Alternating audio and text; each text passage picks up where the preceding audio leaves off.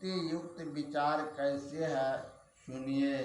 इस संसार को सौर जगत कहिए, ठीक है, अर्थात सूर्य से होने वाला, सूर्य से बनने वाला यह जगत है। क्योंकि आजकल जो भौतिक विज्ञान का प्रचार है उसको भी मानना पड़ता है कि बिना सूर्य के संसार में जो दृश्य है वह नहीं रहेगा। इसलिए इसको सौर जगत व सोलर सिस्टम कहते हैं। इसके आरंभ में सूर्य है। चाहे तारा मंडल देखिए, चाहे पृथ्वी को देखिए, सभी सूर्य के कारण है। दूसरे शब्दों में यदि कहा जाए कि पंच भौतिक जगत के अंतर्गत सूर्य है तो कोई अनुचित नहीं है। पंच भौतिक कहते हैं पृथ्वी, जल, अग्नि, वायु और आकाश को। इन पंच तत्व का ही प्रसार संसार में देखते हैं, इसलिए इसको पंच भौतिक जगत कहते हैं। सबसे पहले का आकाश है, नहीं तो वायुमंडल के लिए जो अवकाश चाहिए सो नहीं हो सकता। इसलिए मूल में शून्य व आकाश ही मानना पड़ता है। फिर वायु, अग्नि, जल और पृथ्वी होती है। पंच भौतिक जगत के अंदर सूर्य भी है। सौर जगत के आरंभ में सूर्य और पंच भौतिक जगत में पहले शून्य है। यह युक्त विचार नहीं है, ऐसी बात नहीं। मूल में कुछ अवश्य है। पंच भौतिक जगत के और सौर जगत के भी यह स्थूल जगत है। इस स्थूल से आगे कुछ नहीं है, ऐसा नहीं समझो। जो स्थूल है उसका पूर्व रूप कुछ अवश्य होना चाहिए। एक वृक्ष को देखकर उसके अंकुर का ज्ञान होता है, उस अंकुर को देखकर उस बीज का ज्ञान होता है। बीज के बिना अंकुर नहीं और अंकुर के बिना बड़ा वृक्ष नहीं। हम लोग जिस जगत में रहते हैं इसका पहला रूप सूक्ष्म होना चाहिए और उसका भी पहला रूप कारण होना चाहिए। फिर उस कारण का भंडार भी होना चाहिए। इसी को महाकारण व प्रकृति कहते हैं। यह जड़ात्मिक मूल प्रकृति है। इसमें उत्पादक, विनाशक और पालक तीनों शक्तियाँ देखते हैं। प्रत्येक बनावट में ये तीनों शक्तियाँ काम करती है। चाहे पहाड़ हो, वृक्ष हो, मानव का शरीर हो, तीनों गुण इसमें काम करते ही रहते हैं।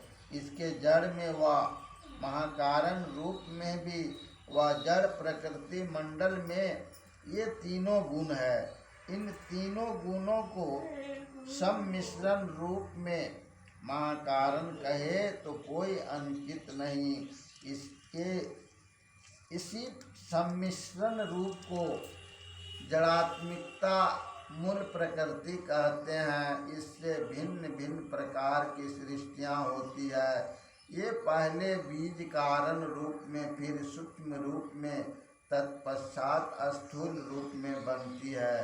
बीज रूप को कारण कहते हैं। कारण के रूप रेखा बनती है, वही सूक्ष्म है। और इस तरह का पंच भौतिक रूप जो है वह स्थूल है। चाहे शरीर का, चाहे संसार का ख्याल कीजिए तो उसके चार मंडल जड़ प्रकृति के हैं। और शरीर में जो ज्ञानमय प्रत्यक्ष काम देखा जाता है वह चेतन तत्व भी है, वह परा प्रकृति है। जड़ प्रकृति अपरा प्रकृति, चेतन जो है वह परा प्रकृति है। चेतन प्रकृति भी अवश्य है, नहीं तो जड़ के मिलने से चेतन कैसे हो सकता है। इन्हीं दोनों प्रकृतियों से ईश्वर संसार की रचना करते हैं। दोनों प्रकृतियाँ ईश्वरकृत है। श्रीमद्भागवत गीता अध्याय 7 श्लोक 4-5 में भगवान कृष्ण ने कहा है, भूमिरापो अन्यो वायु खम मनो बुद्धिरेव च अहंकार इत्यम में भिन्ना प्रकृतिष्ठता अप्रेय मित अस्त्व नयाम प्रकृति में विद्धि में पराम जीव भूताम महाबाहो एदम धार्यते जगत। हे अर्जुन, पृथ्वी जल अग्नि वायु और आकाश तथा मन बुद्धि और अहंकार ऐसे यह 8 प्रकार के विभक्त हुई मेरी प्रकृति है।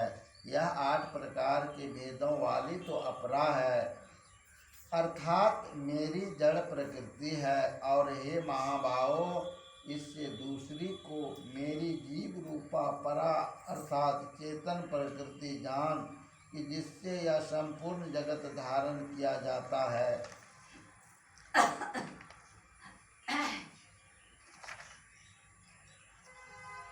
ईश्वर किनको कहते हैं? संतों ने बताया कि वह अपरा परा शक्ति युक्त, अपरा परा गुण युक्त, अपरा परा स्वरूप और आदि अंत रहित है। जैसे बाबा नानक कहते हैं, अलख अपार अगम अगोचरी, नातिसु काल न कर्मा, जाति अजाति अजोनि सब हो, नातिसु भाव न भरमा। वह फलाने समय में हुआ सो नहीं समय, मानने पर तो सृष्टि हो गई, वह देश कालातीत पद है। तुलसीदास जी ने कहा है, सकल दृश्य निज उदर मेल, सो बई निद्रा तज योगी, सोई हरिपद अनुभवई, परम सुख अतिशय द्वैत वियोगी। शोक मोह भय हरस दिवस, निशि देश काल तहाँ नाही, तुलसीदास यही दशाहीन, संशय निर्मूल न जाहि। विनय पत्रिका। परमात्मा स्वरूप अलख अपार अगम और अगोचर है। हम लोग क्या मानते हैं? संतवाणी में है तो है, संसार की सभी चीज़ों को अंत सहित देखते हैं। सारे शांतों के पार में, यानी सब शांतों को मिलाकर एक महामंडल बना लिया जाए तो भी वह शांत ही होगा, अनंत नहीं। सारे शांतों को मिलाकर अनंत हो संभव नहीं। सबसे परे अनंत है, उसका आदि अंत नहीं है। संतवाणी को पढ़ने से यही ज्ञान होता है, राम स्वरूप तुम्हार वचन अगोचर बुद्धि पर, अविगत अकथ अपार नेति नेति नित निगम का। गोस्वामी तुलसीदास जी ने भी अपार कहा है और एक अपार सत्ता अवश्य है। विचार के अनुकूल भी इसको मानना जरूरी हो जाता है, नहीं तो इसका जवाब होना चाहिए कि सारे शांतों के पार में क्या होगा? सारे शांतों के पार में अनंत अवश्य है। अनंत क्या है? अनंत के परे कुछ नहीं हो सकता और न उसका आधार कुछ हो सकता है। सभी कुछ उसी के आधार पर है। वह क्या व्यक्ति रूप में है? वह न व्यक्ति रूप में है और न व्यक्त रूप में। व्यक्त होने से इंद्रिय गोचर होना चाहिए और व्यक्ति होने से अंग प्रत्यंग होना चाहिए, सो नहीं है।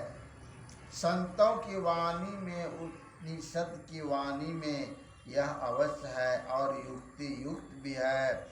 वायुर्थैको भुवनम प्रविष्टो, रूपम रूपम प्रतिरूपो बहु, एक अस्थता सर्वभूतानात्मा, रूपम रूपम प्रतिरूपो बहिः। ईश्वर का सब में व्यापक होते हुए सबसे बाहर में भी है, इसलिए हम लोग ईश्वर की स्थिति मानते हैं। वह है अवश्य, सबके मूल में ईश्वर ही है। कुछ होने के लिए अवकाश चाहिए, सबके होने के लिए वह परमात्मा ही परमाकाश है। मंडल ब्राह्मणोपनिषद में लिखा है, अनिर्वचनी ज्योति सर्वव्यापकम, निर्तिस्यानंद लक्षणम परमाकाशम और नव शत कोटि अमित अवकाशा। गोस्वामी तुलसीदास जी ने कहा उसको कोई ज्ञानवान नहीं माने तो ज्ञान शक्ति का कहाँ से विकास होता है, ठिकाना नहीं रह जाएगा।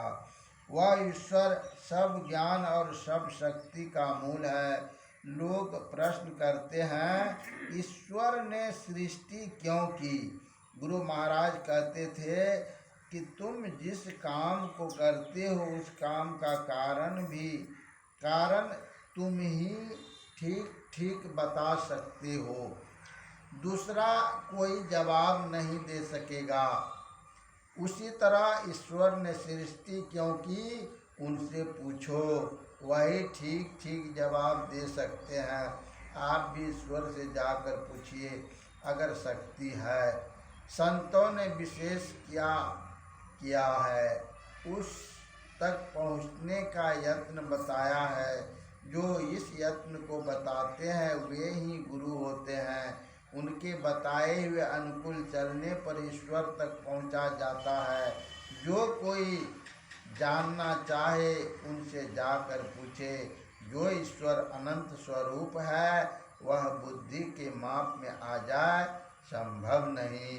ईश्वर से ही उत्तर पूछो, मनुष्य नहीं पूछो। जो कहता है ईश्वर नहीं है वह एक अनादि अनंत को नहीं मानता है। ईश्वर की स्थिति पूर्व के ऋषि के विचार के अनुकूल है, आधुनिक संत के अनुकूल है और विचार में भी जचता है। इससे हम लोग विश्वास करते हैं ईश्वर है। जो परम सत्ता अर्थात ईश्वर है उससे बाहर कोई नहीं हो सकता। जिससे कोई बाहर नहीं हो सकता वह उसके अंदर रहेगा, उसके अधिकार में रहेगा, इसलिए वह उसका ईश्वर है। मन के अंदाज की बात नहीं, अस्तित्व भर का ज्ञान अवश्य होता है।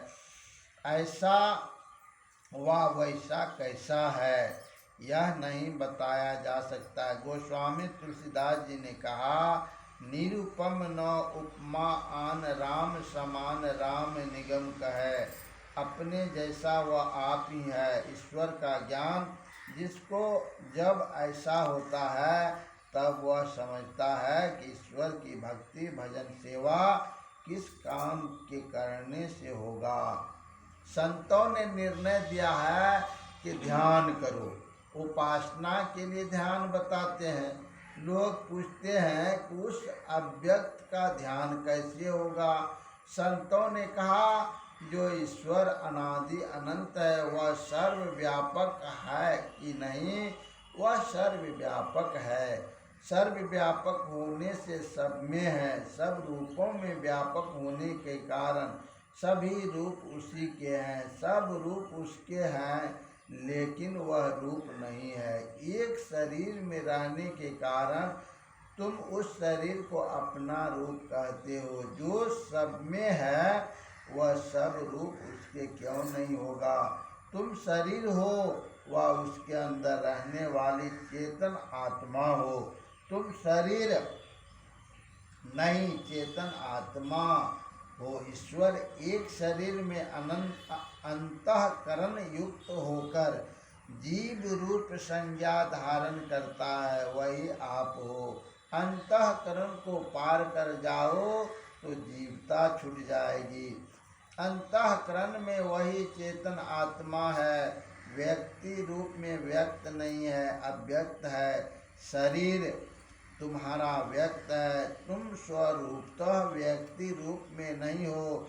चेतन आत्मा का ज्ञान मन बुद्धि में है, तमाम शरीर में है, इंद्रियों में है। चेतन आत्मा का ज्ञान जो मिलाप वाला है उससे केवल मायामय संसार का ज्ञान होता है। चेतन आत्मा शरीर इंद्रियों में नहीं हो तो इस मायामय संसार का ज्ञान नहीं होता।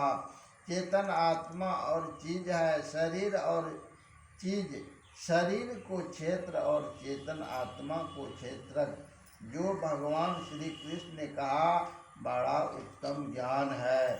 उस आत्मा को वह अपने को पहचानने के लिए शरीर का ज्ञान नहीं है। शरीर इंद्रिय का ज्ञान मायामय ज्ञान है, इसमें ईश्वर का ज्ञान नहीं होगा। भक्ति के लिए क्या काम करना होगा? तुम जो चेतन आत्मा हो, अपने को शरीर इंद्रिय से ऊपर उठाकर, शरीर इंद्रिय से ऊपर उठकर रहोगे, तब तुम अपने को भी पहचानोगे और ईश्वर को भी। जैसे तुम अभी अपने शरीर को पहचानते हो, उसी तरह तुम अपने को और ईश्वर को भी पहचानोगे। तब कुछ पूछने को नहीं रहेगा, कोई बहस नहीं रहेगी। सूरदास जी महाराज ने कहा है, अविगत गति कछु कहत न आवे, ज्यों गुंगहि मीठे फल को रस अंतर्गत ही भावे। परम स्वाद सब ही जू निरंतर अमित तोष उपजावे, मन वाणी को अगम अगोचर सो जाने जो पावे। रूप रेख गुण जाति जुक्ति बिनु निरालंब मन चक्री धावे, सब विधि अगम विचार ही ताते सूर सगुन लीला पद गावे। वह स्वाद कहने में नहीं आता, लेकिन चेतन आत्मा को भोग होता है। मन नहीं जानता है, बुद्धि नहीं जानती है, केवल चेतन आत्मा ही जानती है। सद्गति व मोक्ष चेतन आत्मा को ही चाहिए। परम स्वाद कैसा होता है, जिह्वा और मन को पता नहीं, उसमें परम स्वाद है। जब से वह स्वाद लग जाता है, निरंतर लगा ही रहता है, कभी लगा कभी छूटा सो नहीं। चाहे जगे रहो चाहे सोई रहो, उस स्वाद से वंचित नहीं रहोगे। उसमें ऐसा भी नहीं होता कि संतुष्टि छूट गई और भी चाहिए, उसमें पूरी संतुष्टि होती है। मन वाणी को अगम अगोचर सो जाने जो पावे, संतवाणी को समझना चाहिए। जो संतों का संग नहीं करते, वे ठीक ठीक संतवाणी का अर्थ नहीं जानते। उनका क्या हुआ, संतवाणी का अर्थ गलत होता है। जिनको संतवाणी के अनुकूल साधन नहीं, जिनको पारिभाषिक शब्द का ज्ञान नहीं, वे संतवाणी को नहीं जान सकते। यह प्रवचन दिनांक 22/3/1971 ईस्वी के प्रातः काल में अखिल भारतीय संत मत सत्संग के 63वां वार्षिक अधिवेशन के अवसर पर राजेंद्र नगर पटना में हुआ था। श्री सद्गुरु महाराज की जय।